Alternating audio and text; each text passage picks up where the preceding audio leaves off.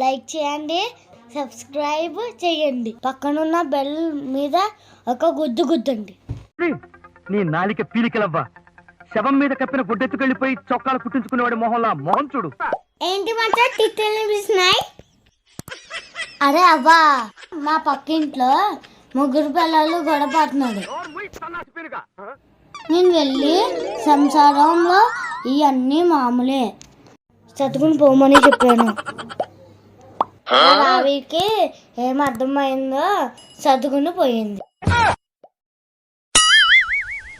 అందుకే వాడు తిడతా ఉంటాడు. అన్న ఏమైనా అడుగుతున్నా, మా సారు ప్రతిదానికి రాజీపటాలు అంటా ఉన్నారా. అందుకే ఎందుకన్నా మా ఫ్రెండ్ బుక్ చింపేశాడు, మా సార్ని అడిగితే రాజీపటాలు అంటున్నాడు.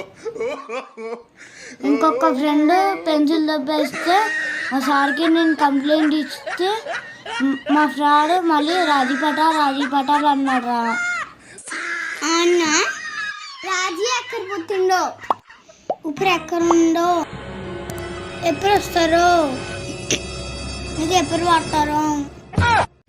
అది అంటే అమ్మాయి కాదురా, కాంప్రమైజ్ రా.